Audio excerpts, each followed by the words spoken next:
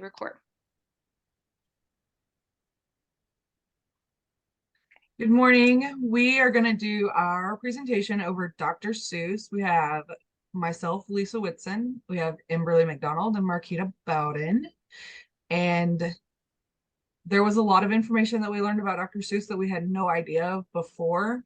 So I hope this is as informational and fun for you as it was for us.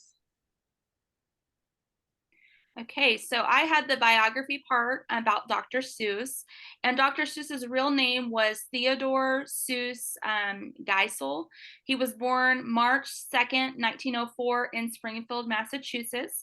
He earned his bachelor's degree from Dartmouth College in 1925. He did postgraduate studies in literature at Lincoln College and at Sorbonne, but did not receive a doctorate. He also worked for Life and Vanity Fair as an illustrator and humorist, and he found success in advertising. He started out illustrating a series of humor books, and then he decided to write a children's book, which was rejected by nearly 30 publishers. This led to him having a chance meeting with a friend who was an editor at Vanguard Press, which led to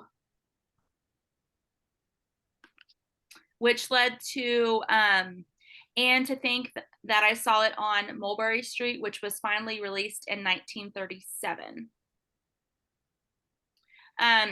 He also used the pen name Dr. Seuss, planning to publish novels under that title, and that was kind of a tongue-in-cheek reference to his uncompleted doctorate that he did not receive. And then in 1958, Geisel founded Beginner Books, which in 1960 became Random House, and he wrote a number of books for beginning readers, notably One Fish, Two Fish, Red Fish, Blue Fish, Green Eggs and Ham, Hop on Pop, and what's the other one? I'm trying to see what it is, guys. Fox and Socks. Okay. Fox and Socks. Fox and Socks. Okay, awesome. By the early 21st century, more than 600 million copies of Dr. Seuss books sold worldwide. And now I'm going to pass the torch on to Lisa. So Dr. Seuss had explored a bunch of new ways to change the way children viewed reading by adding techniques like rhyme and humor in his writing to make it more entertaining and fun, making Dick and Jane far more interesting. Whenever he started writing, Dick and Jane were the only reading books, materials that schools had, and he thought it was boring and uninteresting. So whenever he started writing, that was his goal, was to make Dick and Jane more fun. He experimented with making up words to make reading more exciting and practice their phonemes and their phonetics for reading more fluently, which is why we have the Lorax and all of the other different random names of critters and things that he made up.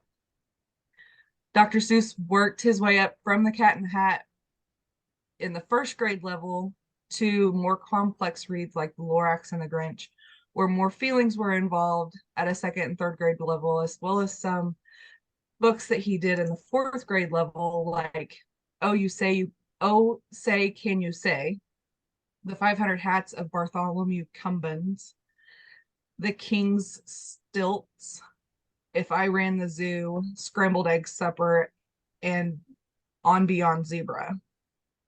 He used some current events for his time to help students learn a lesson vicariously through a story for children.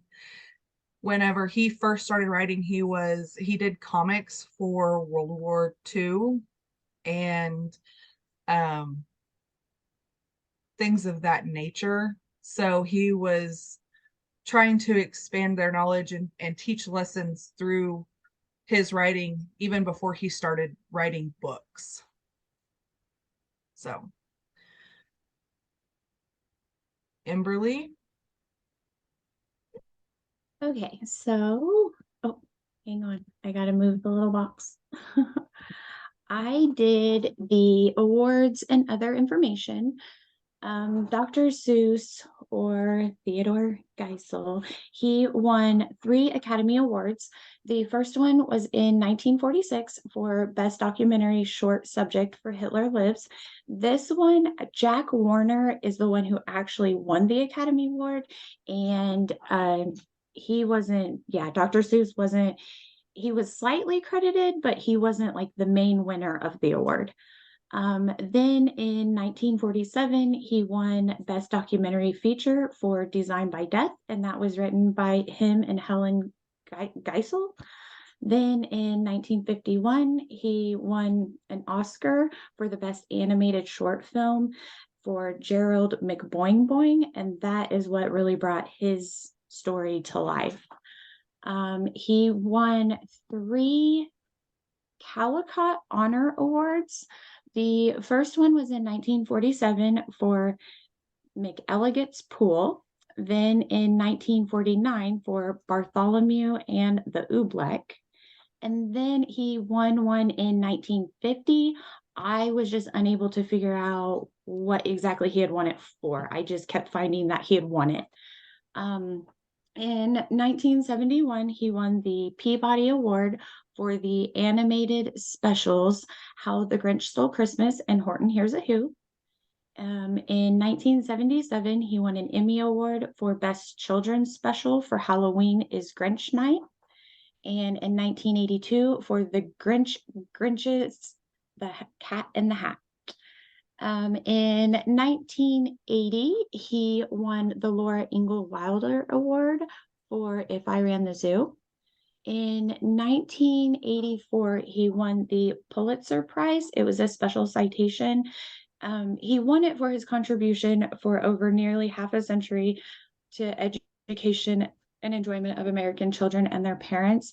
But this award actually came to him at like a really pivotal point. He was struggling with his drawings and like just doing his thing. And he was surprised when I think it was the Associated Press had actually phoned and called him. And he was in complete shock that he had won this, and it being the special citation that isn't normally awarded. There have only been 41 of them since 1930. Then in 1986, he was named the New York Public Library Literacy Lion. And then some of his other awards that he got the Legion of Merit, which is the military award from the U.S. Armed Forces, and that was given for exceptionally meritorious conduct in the performance of outstanding service and achievements. And then in 2010, he was published in the Life Books, like Life Books had published him in 100 People Who Changed the World. And he was actually singled out as a cultural icon.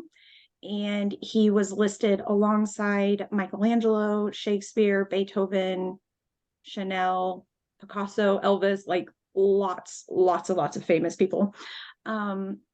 He has his Hollywood star on the Hollywood Walk of Fame.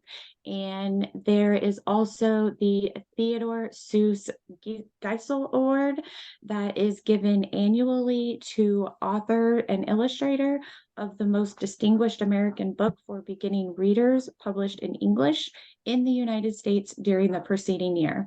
The award was established in 2004 and was first presented in 2006. And that's it.